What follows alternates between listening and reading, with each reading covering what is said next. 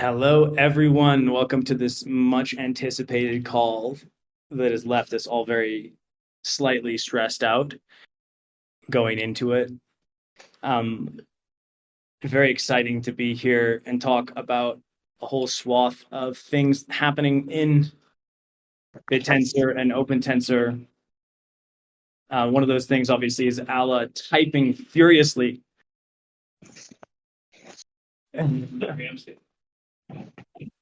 Fantastic. Very cool. So this is going to be a conversation on Discord. It's also happening on the Twitter Spaces. The first time ever. For the longest time, we used to just do them inside the Discord. It was like an in-house homey vibe. And now the Twitter Spaces has exploded, and we're obviously on a bigger scale. We're talking to a lot more people out there, and that's a really good thing. We are building a different type of company, one where we want to be connected with people viscerally. We want to be connected to people via Twitter. We want to be connected to people with Discord. We're all just civilians at the end of the day.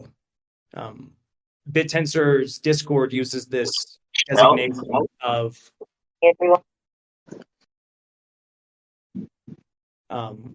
the pleb as just anyone that can participate in Bittensor. I really want to keep that. People on the Discord, this is obviously going to be a problem. Appreciate that. So we're going to continue doing these conversations likely every month. We used to do them bi-weekly. It doesn't make sense to do it bi-weekly, but we're going to host the OpenTensor Twitter Spaces so that anybody can participate. Potentially anybody can come up on stage and talk. And the reason for that is that this idea came from earlier in my life when I was working at Google. They used to have a TGIFT thing where it was TGIFT. And Sergey Brin and Larry Page would get on the stage and they would present what was happening across the entire company. I thought that was really fantastic. But in my first week, I asked a question to Larry and Sergey that was around the creation of echo chambers inside of Google's technology. It was a very pointed question. I'd written it down beforehand, and I'm sure I fumbled it when I was asking it to the mic. But the response that I got from Sergey and Larry was one that was steeped in public relations. Obviously, they didn't really reply to that question because Google's technology does create echo chambers. It does polarize political opinion, and there's not really any easy answer to that. So they gave me a PR answer to a question that I'd asked in front of the company. And I think that the reason they had to do that was because Larry and Sergey are in an extreme amount of power. They're in a power position over the Google ecosystem. And they can't answer things honestly. They can't talk to an individual and give their honest opinion because they're political figures. And they're political because they hold power.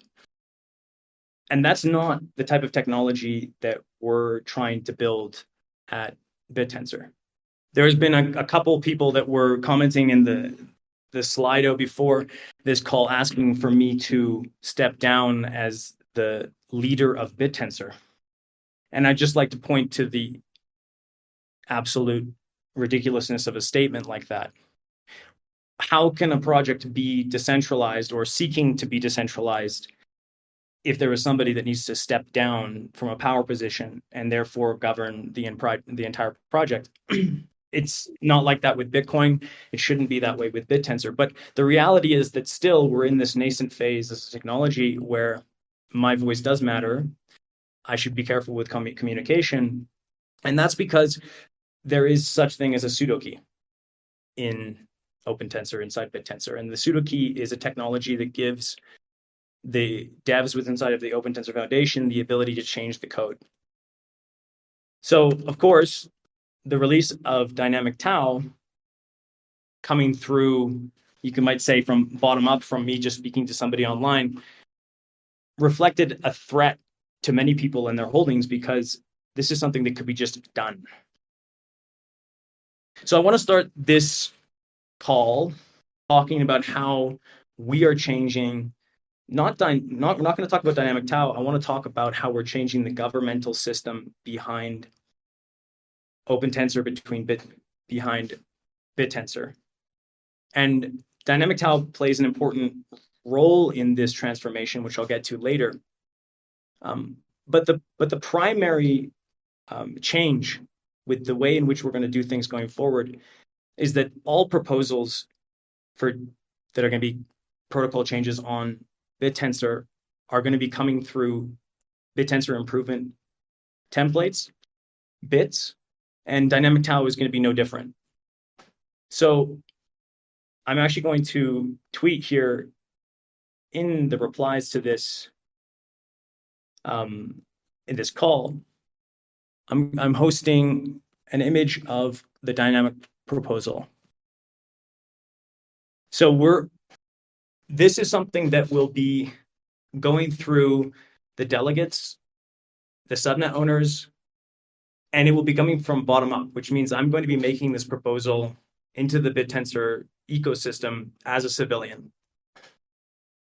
It's a big moment for the project. It's a big moment for my life personally. I'm going to be giving away my pseudo key. People can reach out to me if they think that they're the person that should go to.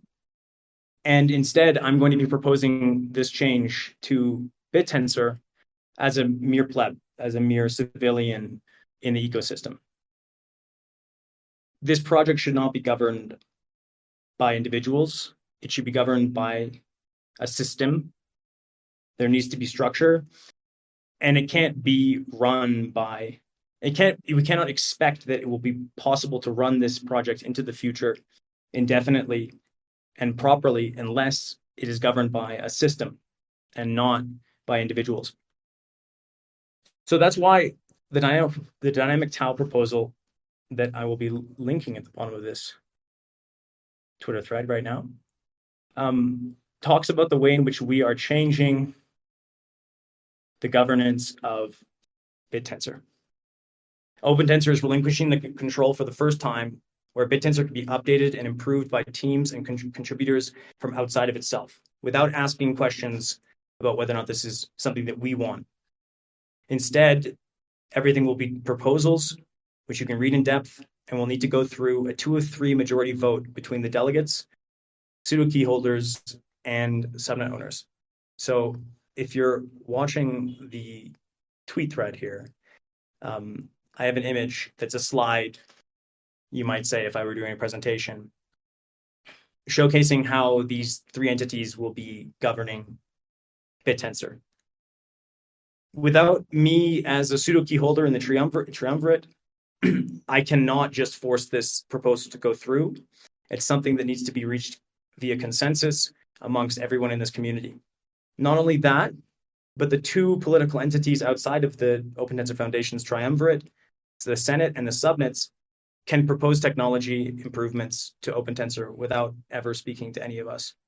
I think that this is a really important moment for the project because it means that we have a proper functioning governmental system. Anyways, so that's major. I'll be announcing where my pseudo key will be going by the end of this week, and I'll be proposing solutions to OpenTensor forever. I'm no way am I disappearing, but simply giving up my power as a member of the triumvirate to contribute to this technology as a proper civilian, as I would hope that everyone in this community, everyone on this call, with inside of the Discord, contributors we have never met before, can do to follow through with this process. It's the only way that we can make this technology a 1,000-year technology rather than one that depends on the life, the sanity, the intelligence of a small group of people. So that's huge. I mean, I think it's an important preamble for me to go through because there's been a lot of conversations around how this proposal would go through in the first place. Many people disliking it and feeling that they did not have the ability to really govern Bittensor. from the inside out, but now that will be the case. Cool. Okay, well, that out of the way, let's talk about dynamic TAO. We did a TLDR. We have a TLDR Medium post that we're going to post here for people. I have the link, which I'm going to post in the thread. People are welcome to go and read this if they don't want to just hear me talk. A lot of the specific design decisions about what we're trying to push through here with dynamic TAO are in this document. And here it is.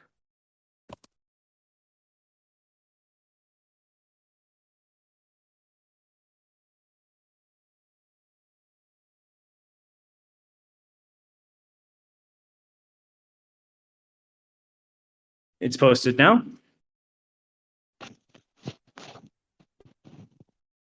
Fantastic.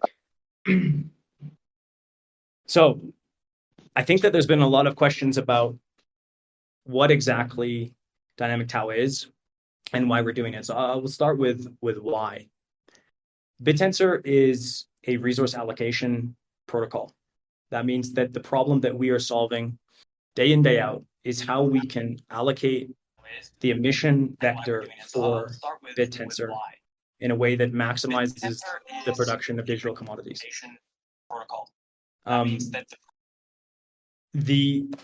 Sorry, there's some feedback here. Currently, we use the root network to do this determination, which means that a set of large validators effectively get to choose which subnets live and die, and they calculate the emission vector through a loose form of human consensus. That's worked pretty well up until now, but the system is suffering from a cronyism, a lack of attention to detail on behalf of validators. And this is not because those validators are not capable or that those validators are not good people. I really believe that a lot of the TAO holders that make up the root network on Bittensor are working in the interest of the project.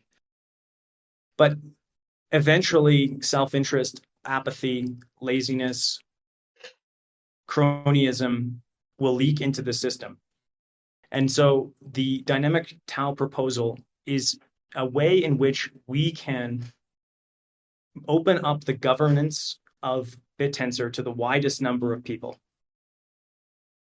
If we're going to build a decentralized AI company, it shouldn't be the case that that AI company is permissioned by a small group of individuals that simply have a lot of economic stake in the system. At the same time, the direction for that technology should be decided by the largest number of participants. Anybody who holds TAO can have a say about what Bittensor should be doing, what should it be producing, whether or not it should censor certain things, certain subnets. So that's the idea behind dynamic TAO. At its core is a way for us to truly decentralize the governance of Bittensor. Now, many people have a lot of questions about how that can be done. And we've been working on this problem for a very long time, actually, in the shadows, you might say, for over 4 months, thinking of ways in which we can bring the dynamics of the market to bear on the very difficult problem of allocating resources to the subnets. The way in which we decided to do this was by making a demarcation between TAO that is held in reserve on balances in cold keys and TAO that is used within incentive mechanisms to reach consensus, to mine, to validate. We borrowed a lot of technology from the world of DeFi specifically to make this distinction and create this dynamic version of TAO inside of Bittensor. What this is going to look like for the future of Bittensor is that participants can choose which subnets they think are valuable. And the wisdom of the crowd can be leveraged collaboratively to pick these tools that are going to be valuable for Bittensor to drive forward and be successful in the future. If people make decisions for Bittensor that are not successful, that are driving us in the wrong direction, the cost is theirs. And that's an important, you might argue, downside factor, forcing people to speculate and make decisions by doing hardcore due diligence of which subnets are producing commodities which are valuable to the ecosystem.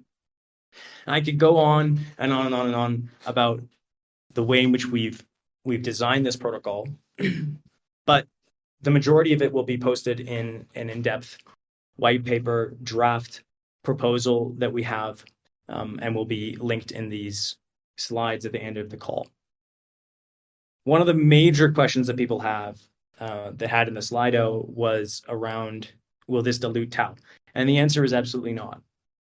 In fact, it should really go the other direction, where the demand for each of these dynamic staked TAOs should pull the demand for TAO itself.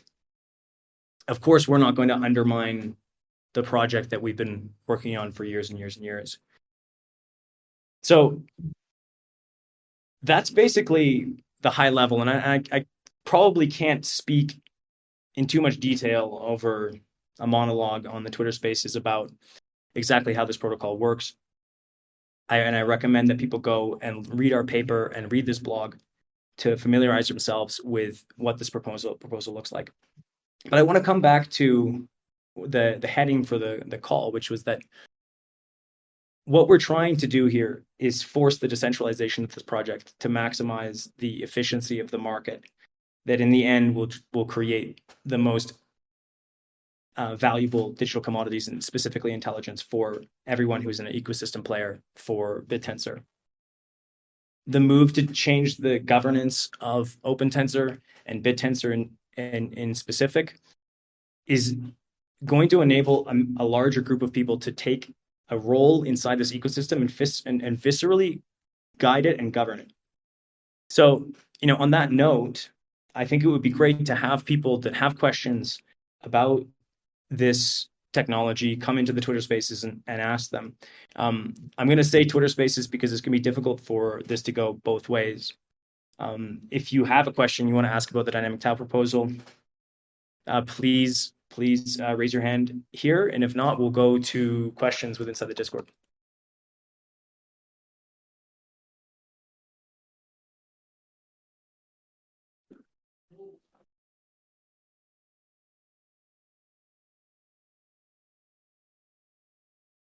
Okay, so we might go to questions within the Discord.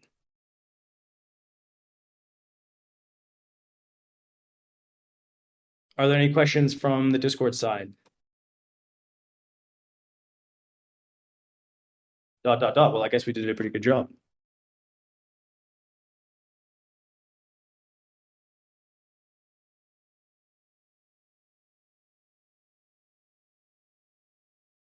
So one of the important design decisions of dynamic TAO, this is being asked in the Discord, is how they're not tradable. So dynamic TAO could be thought of effectively as stake, a different representation of the staking account for TAO holders. So it's really just a hotkey balance that must be returned to the cold key in order for it to be transferred. So I'm going to bring in Wamba.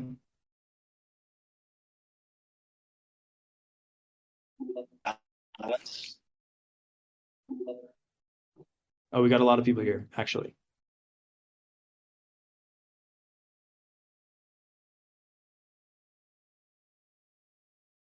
Okay. Tommy's connecting, Lion's connecting, Wamba's connecting. Hey, can I ask a question? Yeah, go ahead, Wamba. Thanks for the presentation. So I'm Ben, representing Wombo, and we're coming from the Web 2 world, but with a deep interest in decentralizing AI. And just for very brief context, we've made AI apps that have been used by hundreds of millions of people, trying to bring this technology to a mainstream audience.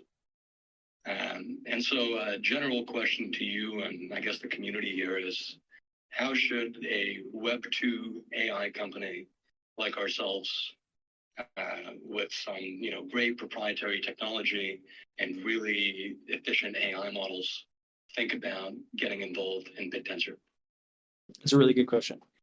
There's a couple examples of this happening already with Web 2 companies coming to Bittensor and saying, hey, we can cut off a part of our company and turn it into a subnet, an incentivized and competitive subnet. So for instance, let's say that you fine-tune language models, or you want to fine-tune a specific language model. We can build a subnet on Bittensor that solves that specific problem. So you can effectively outsource your artificial intelligence department, your ML team, to a subnet, a competitive system, where anyone in the world can come and contribute.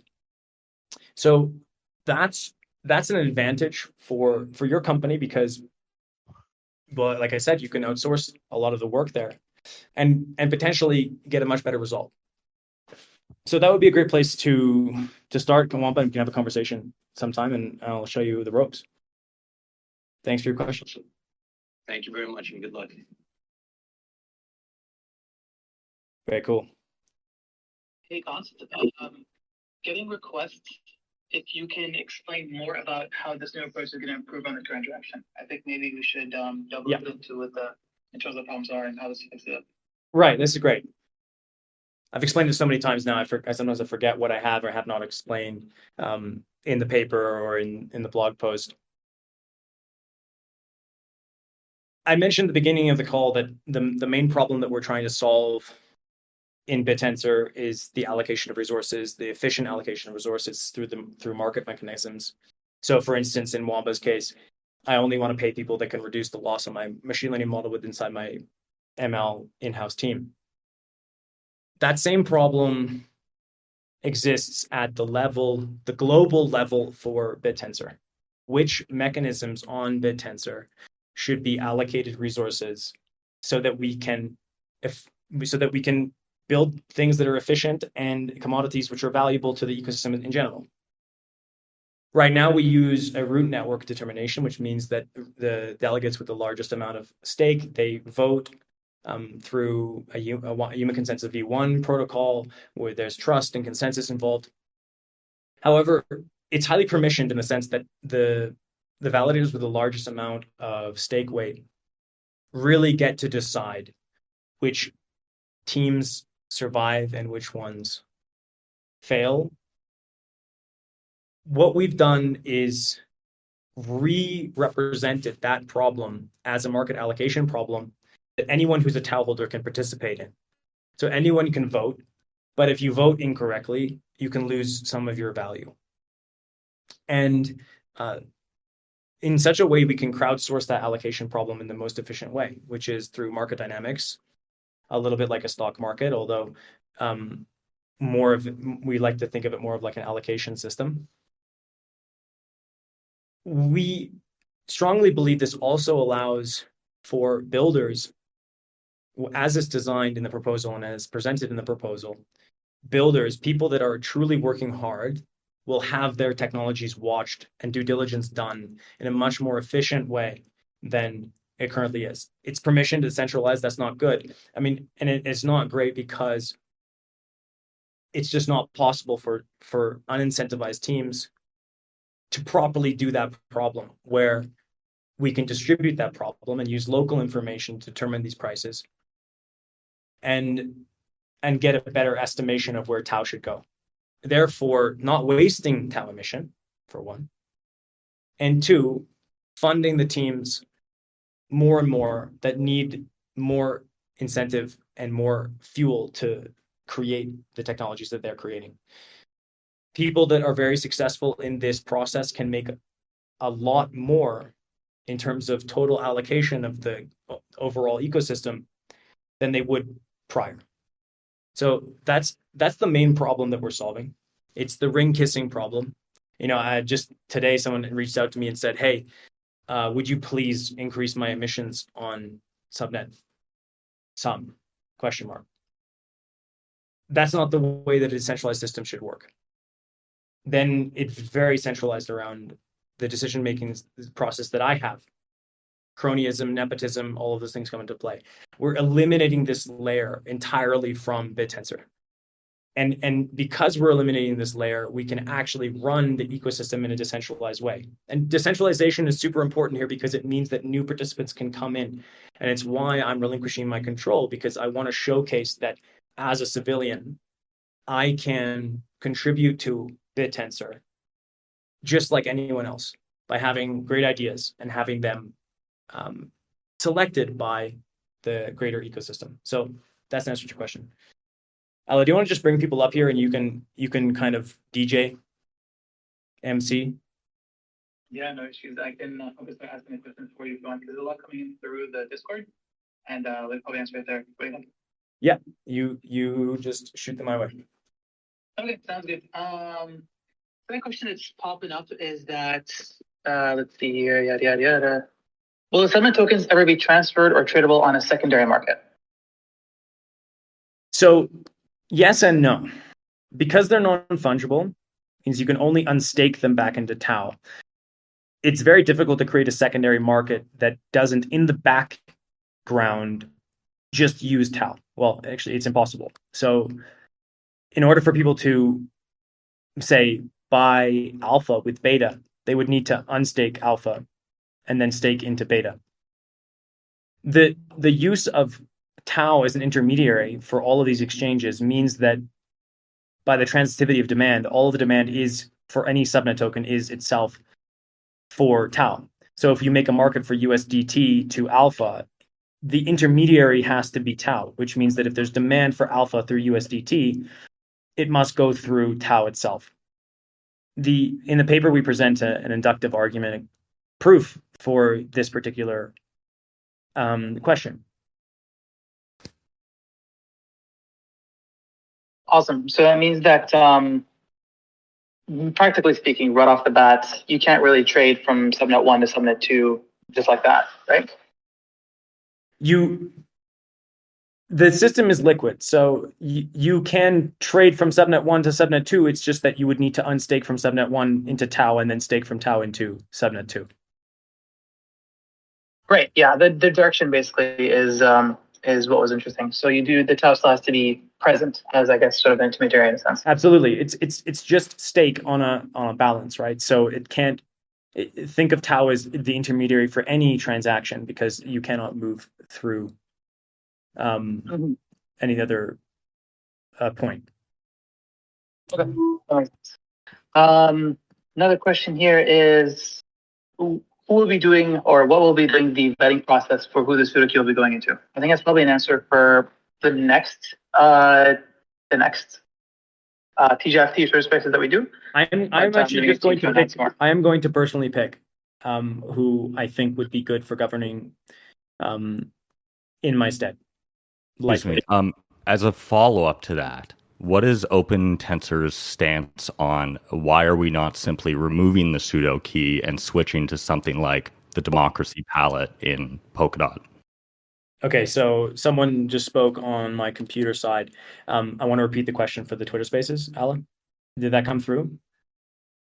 No, it did not come through for us on Twitter Spaces at all. So the question was, why not just simply remove the pseudo key at all and use a different type of governance system in place? So we wanted to create a distribution of power amongst effectively 3 different types of power structures. Subnet owners are sort of like the left-wing side of the political spectrum. They're builders, they're creators, they're artistic people. They want things to move quickly so that they can build with new tools that are being added into the ecosystem. The delegates are a little bit like the conservative side of the spectrum. They want to move slowly. They're whales. They have the interest of the ecosystem in mind, but they're not actually as integrated as perhaps builders are into the system. And the use of 2 political parties is difficult in the event that there is a standoff, effectively. That's why we opted for a 2 of 3 style multi-signature mechanism between the triumvirate, which is the classical, you could say, hereditary power in Bittensor. The left wing being builders and the right wing being the delegates. This way, any two of them can, at any time, upgrade the protocol without the third. Now, there are some design decisions around how we might perform like delays and the ability to veto operations, but the basis of the design is to create this decentralization of power and the ability and make it so that the protocol can be changed fairly easily between at least two of those components. Yeah, hopefully that answers that question. I have another one here for you. What happens to the subnet tokens from the pool when the respective subnet is deregistered? Yeah, it's a very good question. We talk about this in the paper. Unfortunately, I can't post the paper on. Sadly, I can't post it on Twitter. It's just too big. So we're gonna have to use a different way of posting it. I've posted the full draft paper inside of the TGIFT, and these questions that are really design decisions are being answered more in depth and more formally within inside of that document. We will post a link to the document through other means after this call into the Twitter thread. So the way in which we are going to be deregistering the subnets, and this is actually a good segue into, and one of the reasons why we need to do this is that we want Bittensor to have not just 32 subnets, but potentially hundreds or even thousands of competing subnets across the ecosystem, doing different types of things, trying out new forms of incentive mechanisms. We want to have that horizontal scale of innovation, and using the root network and having to force the validators to do the due diligence across all of those thousands of potential subnets is just not a effective way of allocating TAO. It's just simply impossible for individuals to do that work across, say, 1,000 subnets. So when I'm answering this question, I think people should imagine that in the event that this proposal goes through, there'll be multiple, possibly 32 or 64 or 128 subnets that are actively competing to not be deregistered. And what that means is that when a subnet is deregistered, we can honestly say, likely say that it will have a very low price, a very low reserve in terms of outstanding tokens, and also TAO within the pool.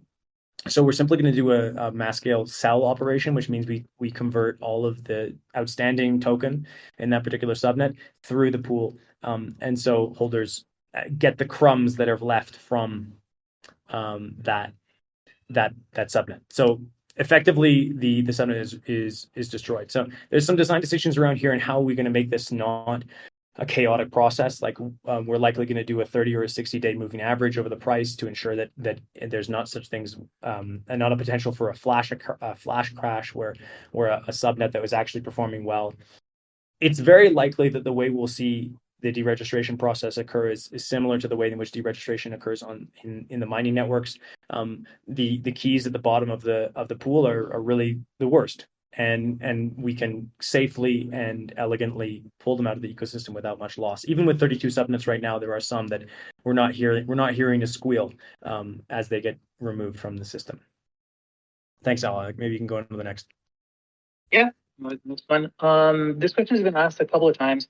How will the validators actually allocate towards the subnets, and how will this affect their stakers, basically? It's a great question. How the dynamics look? Yeah. This is a truly decentralization of Bittensor, because for the first time ever, it will be the nominators who direct the delegates into the particular mechanisms that they should be validating. So the delegation is effectively the same in that you will stake your TAO with a particular delegate on the hotkey. The difference being the hotkey is that the hotkey is the hotkey of the delegate. And also the difference being that the thing that you are going to be staking will be the dynamic equivalent of TAO into that delegate. So the delegates effectively attain a basket of goods from a basket of dynamic tokens from all of the different nominators. And this pushes them to validate on the subnets which those nominators have asked them to validate. The way in which the funds are returned is all the same as well. Tokens are just emitted and pushed back onto the hotkeys. So a lot of us will be attaining effectively a basket of good across the entire ecosystem. But anytime they can be totally unstaked and you can hold TAO with no risk. That makes sense. Actually, speaking of, somebody's asking, do I still stake my TAO to a validator, or do I need to buy subnet tokens and then stake subnet tokens to a validator? So there's not really any concept of purchase here. You wouldn't need to go to an exchange and buy a dynamic token. The dynamic token is think of it like the stake balance associated with your wallet. So when you perform a stake operation from your wallet into a particular subnet with a specific delegate, it does the conversion already. So there's no need to go and purchase the thing on an exterior exchange. That's all just being done for you automatically through Bittensor's internals. So then hopefully that answers that question. Another question for you. Sorry, it's kind of running on. Actually, for Mog, how does this change the commissions for subnet owners and the validators themselves? So this is a design decision that we are actively asking for feedback from the community. We can maintain the 18% commission for subnet owners, and some people are asking for that. But one thing to keep in mind is that subnet owners will be there at the very beginning and attain the early emission and also the first tokens of that subnet based on the lock cost. So this makes it so that they actually attain a large portion of the subnet dynamic token just by the fact that they're there first through the validation process. This could be way more than enough of an incentive for subnet owners. It also shows whether or not the subnet owner believes in their own subnet, because that information is public and it's attached to their owner key. So people can watch that to see if, effectively they're being quote unquote rugged by the owner of their own subnet. So then basically, this is kind of a question that popped up elsewhere. This is from Max. So if a subnet owner pushes a bad subnet update and then everybody decides to undelegate, then this would basically really screw up the subnet owner. Is that correct? This is exactly the mechanism. If people unstaking from the mechanism is how the liquid democracy plays itself out. People choosing to stake into the mechanisms is a sign of trust that the mechanism is something that the protocol needs and will be producing a valuable digital commodity, which is really to say that people will be holding it because they value the digital commodity that dynamic token provides them by holding that token. So if it is the case that people are simply unstaking from that subnet, it's a really good signal for the chain itself not to distribute emission. And this has gone over at length inside the paper about how this actually protects TAO holders, because if there is a mechanism that is inefficient, it does not accrue dividends. It doesn't accrue TAO emission, and therefore the cost is on the bad subnet and not on the global mechanism. Not on the global mechanism. Okay. Another one is there has been talk that the nominator stake reward will be reduced by 50% post dynamic TAO.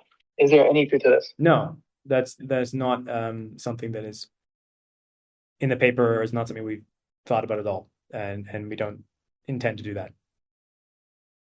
Mm-hmm. Okay.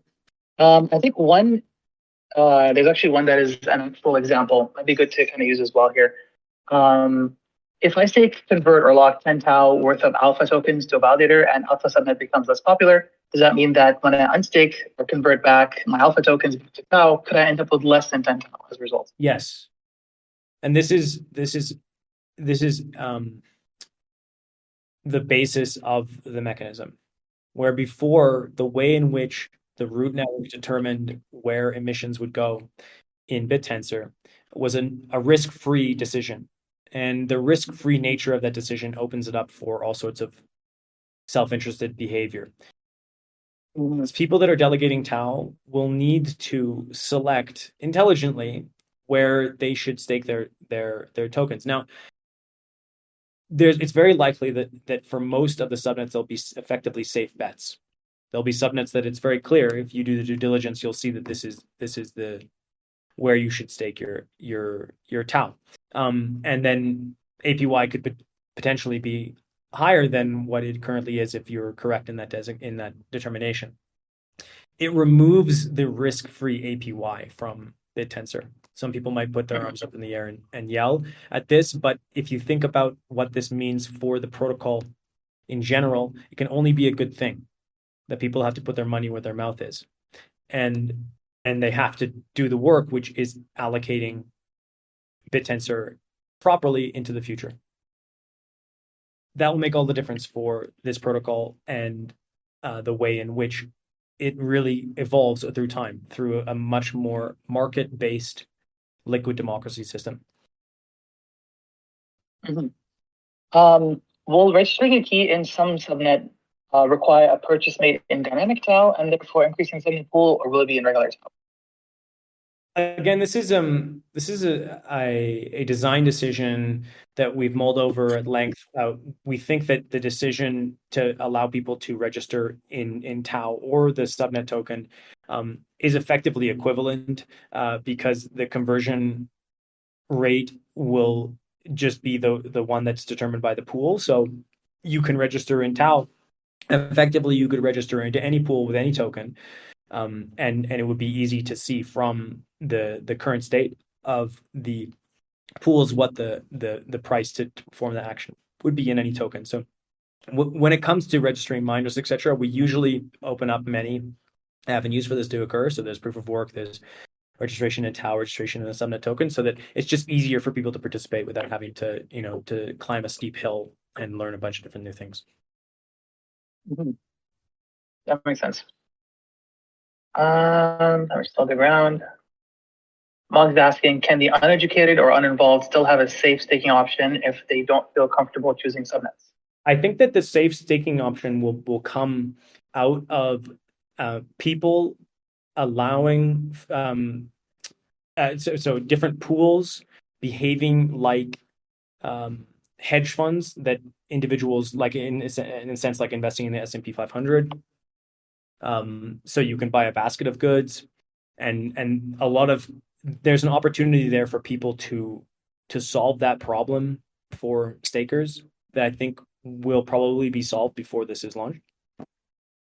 We may actually reuse the root network to perform this action so that the delegates can act a little bit like hedge funds and move the allocations around as a basket for people that stake to them. And this will mean that there's a lot more competition in that process, but also that there's some easier bets for people. Now, the argument that I would make is that this update to the protocol, should it go through, is designed to accelerate it's designed to accelerate Bittensor in a way that really TAO holders that don't even get an 18% APY will be making more just from the fact that we've improved and accelerated the mechanism. That's the APY that we should be really thinking about, right? Is in adding more value to the pie. Right. So looking around. Should we let some of these requested speakers up on the stage? Yeah, please go ahead.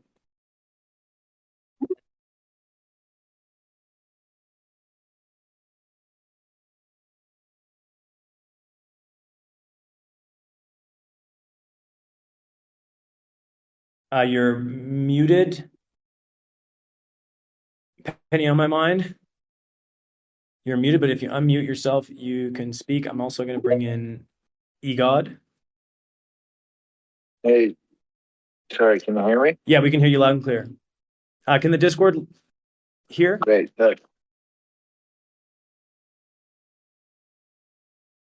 Sorry, cut out. What did you say? Don't worry about it. Just go ahead with your question. Okay. Thanks for putting me on. I had a quick question. I was investigating to do some staking, for my Bittensor, and I wanted to know if we could immediately want to destake. Is it an immediate process? I know this might seem like a very virgin question. I apologize. I'm kind of new to this. But can we immediately unstake, or is there a period? Is there something that is there a time that we have to respect? That's pretty much it. So I appreciate the time. Thank you.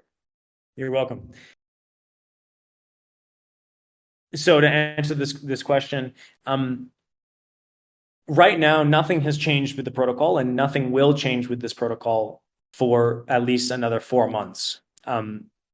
We are going to be going through a largely organic process of getting feedback, explaining. I mean, this is just the draft proposal, the white paper that we've released for Dynamic TAO.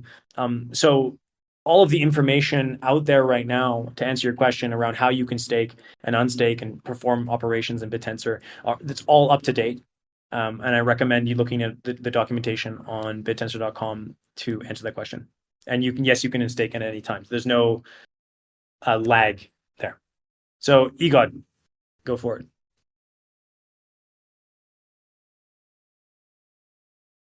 I'm going to bring in other people here.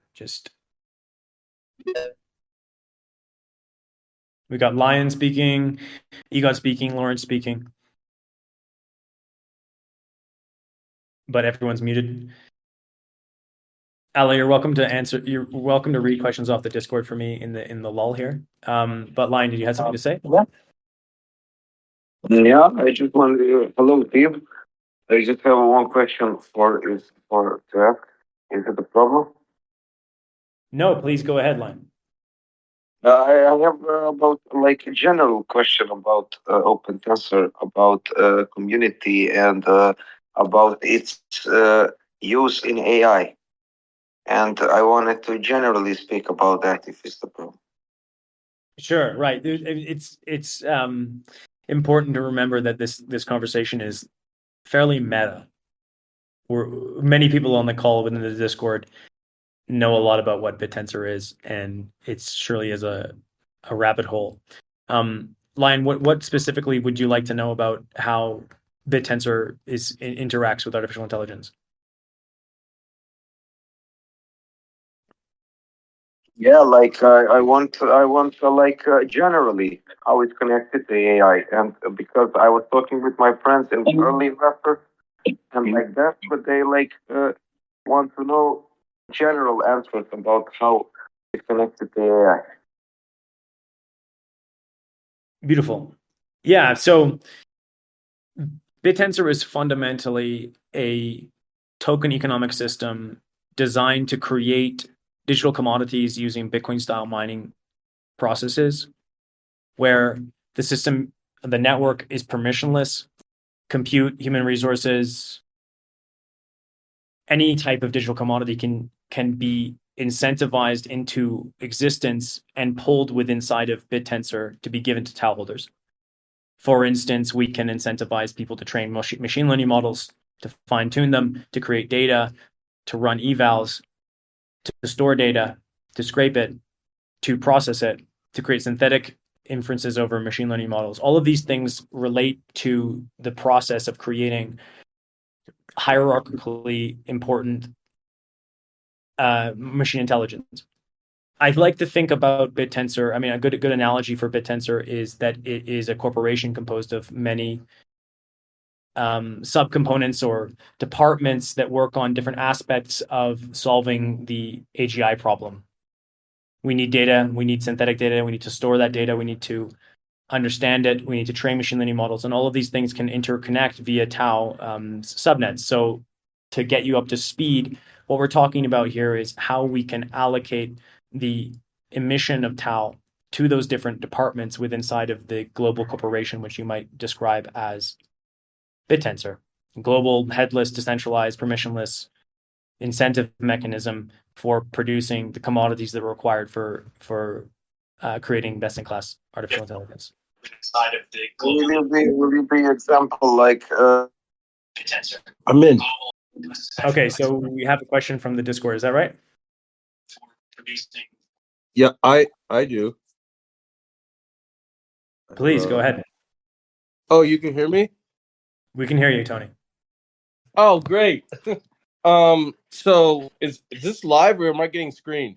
This is live. This is live as all hell. Oh shit. Okay. The whole world can hear you.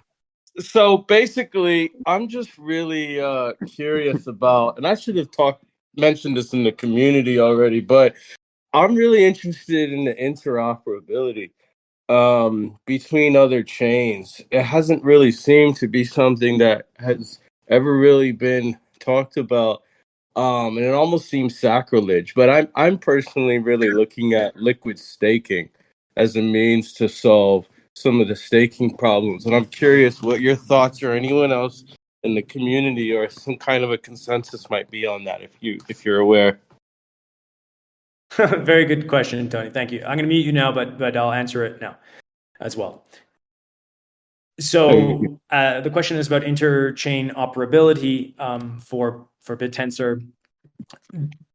We've focused primarily on building the ecosystem internal to Bittensor, which means we've created all of the digital commodities that we need in-house. And I think that's been a good idea because we want to be a vertically integrated project. Cross-chain could be useful, I think, for bringing TAO to market. Bridges are possible, but for many people in this Discord and on the Twitter Spaces, they're familiar with our decision way back to turn away from connecting into Polkadot. I don't think we've missed that opportunity. Building hierarchical systems, contracts, etc., adding more complexity on top of Bittensor through EVM integration, etc., is something that we will do. It's not something that we're talking about on this particular call, but it's likely that we can talk about it later this year, maybe in Q2, for something that Bittensor could integrate. And I know that there are people that are already working on this problem. It's just not something that OpenTensor is working on right now. Ala, do you want to come back as a speaker here and pull in some questions? There's a hell of a lot being talked about in the Discord. I'm answering as I go, text-wise, while you answer the other ones. So I think I'm just gonna wait a little bit to see more questions come in, and then I will pose them to you. Okay, cool. So I will maybe let other people up on stage. I like this. Oh, we got Bon.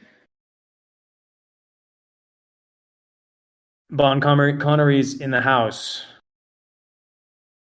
Yeah. So I think the sort of pride of the community has been the 89% stake rate. And obviously, I would love to see the ability to It had to be on that stake end or delegate to a basket the entire subnet system so that eliminates risk. But my question is now more on validators in terms of up to this point, delegators have been staking with validators. Validators have been earning an 18%. I'm sorry, they've been earning 18% of that stake. How will that change with this new proposal? It actually doesn't change at all. The difference is that what they earn is the dynamic token for the variety of subnets that they are validating in. That has an immediate price in TAO, so it can be unstaked immediately if they so wish. The 18% cut that was put in place as a hyperparameter does not change. They can still attract and attain delegated stake via the usual process, except the difference is, of course, that when the TAO is staked, it must be staked into a particular subnet associated with a particular delegate. So it's a much more directed decision on behalf of the nominators. But everything outside that, the way, and we would use the same map on the chain, etc. So things are very similar. Does that answer your question, Bon? Yep. Okay, awesome. I'm going to pull up Bull. And I'll pull up Resolve. Here we go. Wait. Hey, Bull. This is everyone in the. Hey, how's it going? That's him. Very well. Welcome to the show. This is everyone in the meeting. Thanks for having me. Thanks for hosting. I'm pretty new to Bittensor. Been around for about, I guess, a month or two. And so I just had two questions. One kind of open-ended, but the other one, just on like a basic explanation-wise. So, like for instance, Grok. I know Corcel has been, one of the small products that's been delivered here in the last month or so. It's a really cool tool. For myself and maybe others, what is like the biggest difference between how something like Grok gets its information, and why would something like Corcel be a lot better? Like, why are there better outputs on Corcel versus something like a Grok or a ChatGPT? And then do you want to answer that one first, and then I'll ask the other one, or do you want me to ask both? Just give us the whole brain dump. Okay, and then the second question was just like, in the ideal world, and I mean, I guess I could envision it a little bit, but since you guys are behind it, in 10 years from now, what would be your ideal? Like, I've seen so many threads and so much information thrown around on, like, Bittensor can grow to be, or it can be Google, it could be this, it could be. But in 10 years, where do you envision Bittensor on like a consumer level, not so much like a developer level? Yeah. If you ask Google what their prime objective is, it's an AI first company. It's a massive 100,000 employee AI first company composed of a whole variety of different teams doing all sorts of different things. Bittensor is a little bit like Google. We're an inside-out Google. We're a permissionless Google. We're an incentivization-first Google, but we have the same mission, which is to be AI first and to be AGI first, and to drive all of the value in the creation of artificial intelligence through TAO and through our ecosystem. Where we want to be in 10 years is we want to be that scale. We want to be a project with 100 subnets, 200 subnets, totally thriving ecosystems, creating value and pushing that value upward to hierarchically create best-in-class artificial intelligence in the world. So that's a good segue into your second question, which is, what differentiates us from Grok or OpenAI. And I think that the thing that differentiates us is that we have a machine that is more powerful than theirs, that is composed of a company which has no borders, and after something like the dynamic TAO update, really doesn't even have rulers in the same way that it did before. We can scrape data like Grok. We use Twitter data like Grok. We can create synthetic data to train machine learning models. I think that we can also consume all of those machine learning models into Bittensor because we're an neural internet first protocol where anything goes. If you can pull a machine learning model into Bittensor and incentivize it and it provides value, then that's good for us, right? So we're the collective of all of those things combined. Is Corcel backed by a variety of different machine learning models and APIs. It's not actually a machine learning model itself. It's just a set of APIs that are connected and incentivized into Corcel. One of those could be Grok.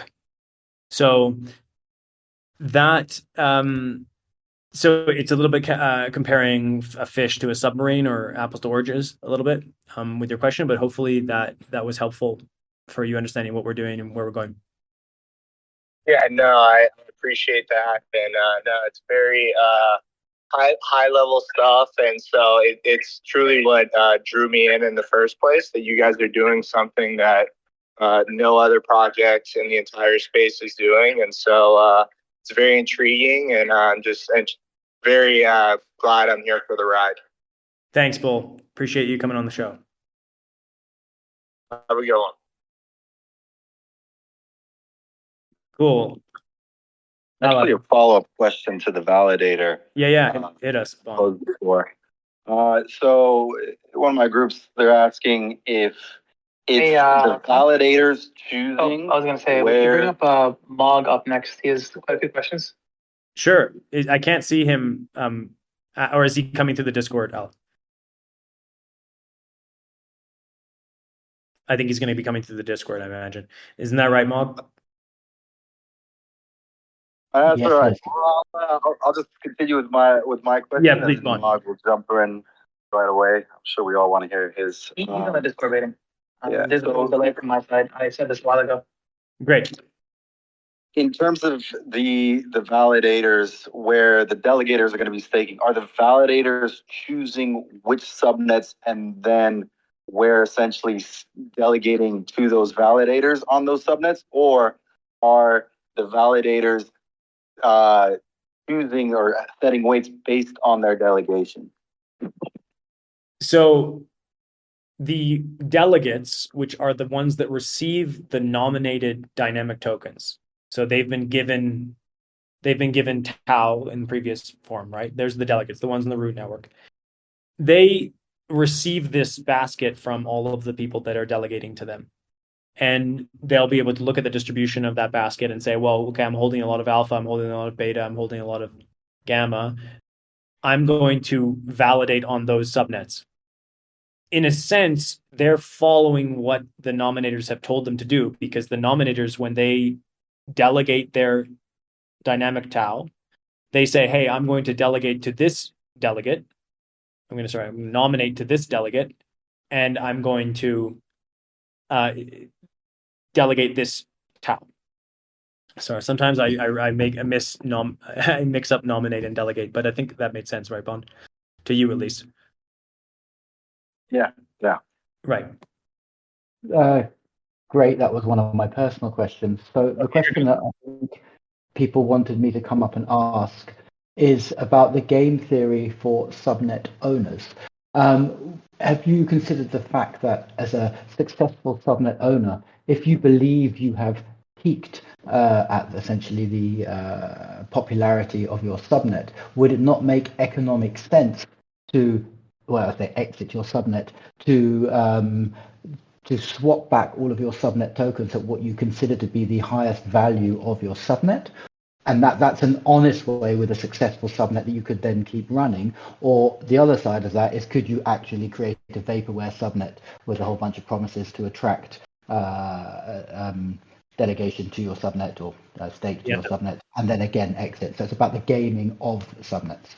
Right. Very good questions. So yes, you can leave your own subnet. And in doing so, you destroy your project and your reputation. It's something that technically can be done with any project, right? In crypto, this happens. It's called effectively a rug pull. And this is something that will be very visible, right? Because you'll be able to see this on the chain if people try to perform this action. That it's, in some sense, it's the risk that we're all taking by participating in Bittensor in the first place, except you're doing it in a smaller sliver of the overall pie, which is the ecosystem. You know, potentially anybody here who's a holder or a miner or somebody who's been in Bittensor for a long time can decide to leave, and that affects the price. The need for these subnets to eventually have their own governmental systems and a form of decentralization is a bit of a problem for down the road. But it's something that we certainly want to have, so that in the event that this were to occur, the project could be continued by people that are holders in that subnet. Can you? So what was the second question, Mark? Actually, the second question was along the same theory, which you've answered, because it would highly affect your reputation. I mean, I feel that some people will forego, and history has shown they will forego reputation for financial gain. And I think there's slightly more intricate mechanisms at play in terms of being able to scale out slowly some of your subnet tokens as a subnet owner, be it for paying team, rewarding, validate, other mechanisms. But I get the idea of your response. So there's it's going to be a competitive process. It's going to be very interesting to see how this plays out with teams, doing a good job. And the question that you had first, though, was about people creating vaporware, and the argument that we're making by facilitating this like large scale, long tail, lateral due diligence process is to select the teams that are not producing vaporware and have people actively participating in that very difficult problem of how can we figure out whether or not something is working or not working. So we're going meta with Bittensor, right? Because that process is going on. We're using people within inside of this ecosystem, or as many as we can. We're using the mental power of every individual we can get our hands on effectively to do the process of evaluating these subnets for us so that we can direct Bittensor as a whole. So I expect people will decide to do due diligence on projects, and there'll be potentially even, Twitter spaces for individual subnets going through in the future. Thanks, Mo. Cool. Hey, Keith. Yeah, I got a point for clarification and then a question on weight copying. So just so I understand this correctly, the movement from TAO to subnet token and subnet token to TAO is the sole determinant of the emissions change, right? So if you don't necessarily have to delegate your subnet token to a validator in order to affect the emissions for a subnet, it's only the swapping of TAO for subnet token and vice versa that impacts the emissions for those subnets, right? Yeah, there's no concept of staking a token to a subnet, because it's the process of staking TAO to the subnet that makes it the dynamic TAO, if that makes sense. Right. Yeah. And the second question, you mentioned on one of the previous calls that this entire mechanism, the dynamic TAO mechanism, would be discouraging weight copying. Can you talk more about how that would happen? Yeah, it's about creating an alignment between the validators that are whales on a particular subnet and their behavior inside of that subnet. So right now, weight copying is a consequence of effectively apathy on behalf of validators that are like, I don't really want to do the work over here because it's a lot of work to properly run a validator. I'm just going to do weight copying. And I've spoken about how that's not actually the end of the world, because it just creates a stronger consensus around the people that are indeed doing the validation. But Keith, I know if in your case, it's very annoying. But the point I'm making is that the whales within inside of each subnet are going to be holders of that token. So if they're not properly doing the validation process, if they're undermining the ecosystem that they are actually participants in, that goes against their self-interest. So the question is, how does this solve weight copying? And the answer is that it's a better alignment between validators and the subnets themselves. This isn't the solution to weight copying that we have also, that we want to speak to later, but not on this call. It's just an intermediary solution to a different problem that has effect on weight copying in general. So do you expect the kind of ecosystem of validators in the future to be much more diverse, because there can now be subnet specific validators as opposed to today where you kind of get these behemoths that gather hundreds and thousands of TAO tokens? Precisely. It'll be exactly like that. So it will certainly create a variety of different whales, or different groups that are running whales on different subnets, running validators on different subnets. By design, that's one of the goals that we have, and I think it would be working for the ecosystem to have that quality. So yes, it certainly will be that case, because we're bifurcating the value, and that creates dynamism and diversity in the whale holdings. Cool. Thanks. Thanks, Keith. We appreciate you up here. ETH president, Resolve, Timo, one of you guys.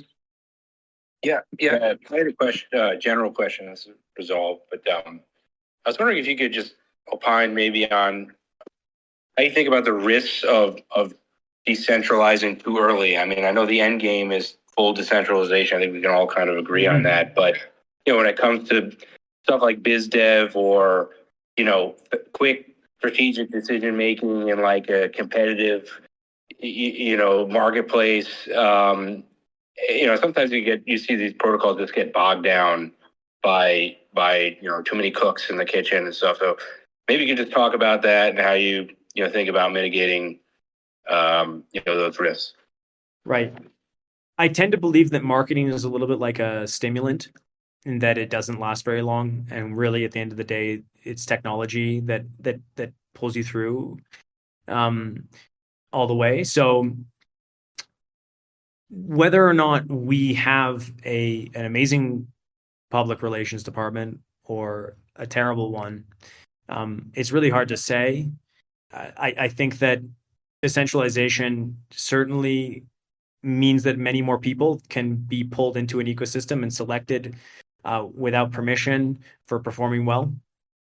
Have we done a good job of that? We've definitely taken a decentralized approach. I think we've done a pretty good job of that. Decentralization could be an issue, political decentralization, especially when you need leaders to drive the project home, and make things happen. This is a good question because at the beginning of the presentation, you're the first person to ask about it. I mentioned that we're going to be changing the governmental system, and this proposal is going to be coming from the bottom up. And the reason for doing this is because I truly believe, and I philosophically really truly believe that the people in power are not necessarily the ones that can do the best job. There should be avenues for anybody who's intelligent to come into Bittensor and make proposals, do marketing, improve the protocol, and be rewarded for that. If the system is not like that, we're doomed to failure. So it's a necessity that we have decentralization. It's also a necessity that we have leaders. Those leaders can still contribute even if they don't necessarily hold all that power. And that's what we've created. I think, like, for instance, Bon Connery here, who's next to me in the chat, is just a civilian, effectively, that has come in and become one of the best explainers, marketers for Bittensor as an ecosystem, much better than I could possibly do myself. So I don't know if I can answer that question for you. It's sort of like squaring the circle. No, it makes sense. Thanks. ETH President Timo. Just a quick one, and thanks for doing this call. So you've mentioned having dynamic TAO will allow you to stake directly to a given subnet. As a holder of TAO who's not a miner or a validator, am I still going to have the option to just stake TAO and not have to pick a specific subnet to invest in?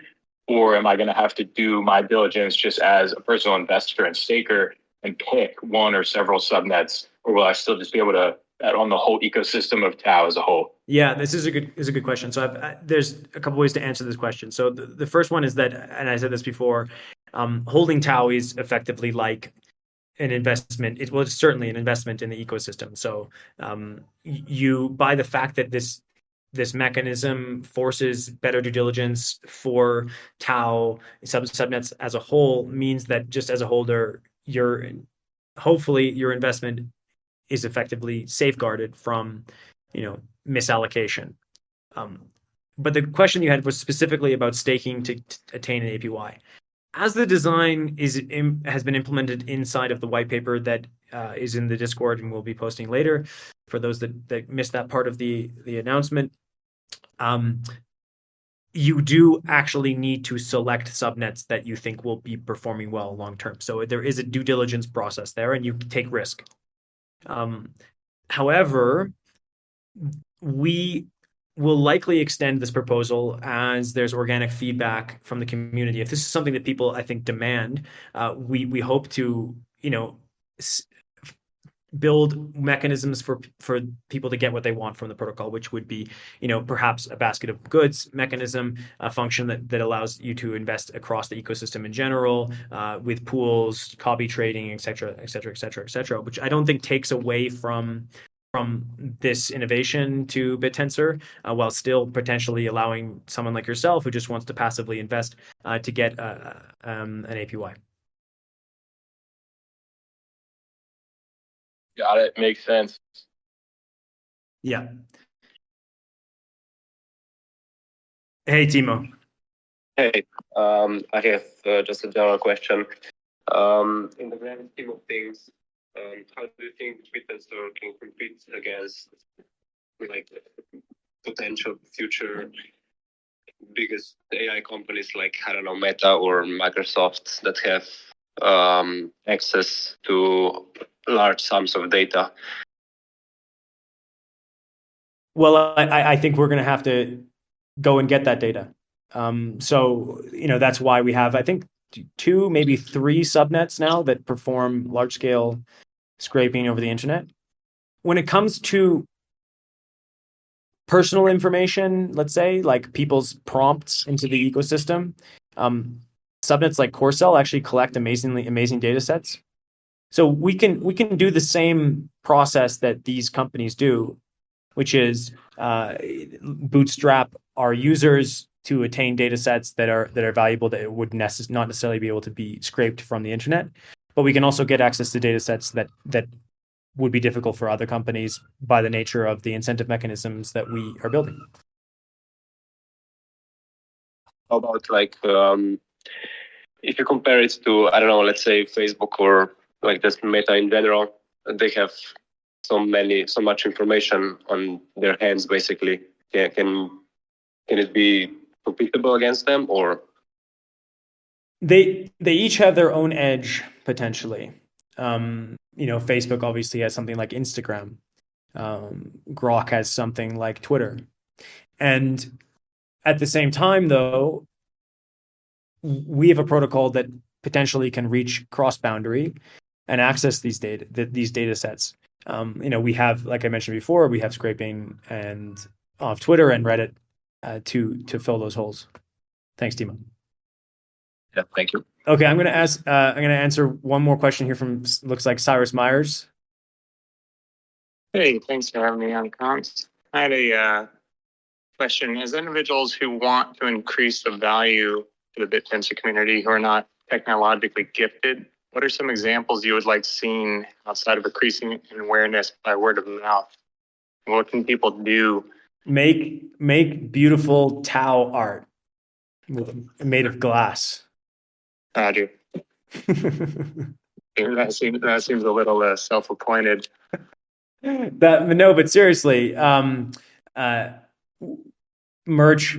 Like I think that there's a certain aesthetic to Bittensor that could be moved cross boundary into different domains and to different artistic forms. Glass, whether it's clothing. I mean, I would love to see that. If I was not swamped doing dynamic tokens, I would be making clothing and artwork that was around Bittensor. So I mean, I would love to see that. Thanks. I have like projects that are coming out this year, rather larger scale than like a couch, like for fungi lighting, that are essentially powered by Bittensor in the sense of the ecosystem of the finances that it provided from. And so in awareness for like events that maybe you have in the future or other parties locally, in that way, it could be shared. It's like, this is brought to you by Bittensor. Are there any opportunities of that in the future as far as like stakeholder parties or? That's a good question. Well, this is a decentralized protocol. I hope somebody throws a party. I'll see if I can make it. Perhaps you can throw it for us, Cyrus. Thanks, man. Absolutely. Okay, so one more question here from, I think the Discord is tired now. We got QNT/T, and then I'll be the last one, guys. It's over 6:19 for me, so it's been an hour or more. QNT, do you want to ask your question? Hey, can you guys hear me okay? Yeah, we got you. Okay. How's it going, guys? Thank you for having me on, and the project is amazing. Love it. I love the sound of the update. I just have one really quick question. Did I hear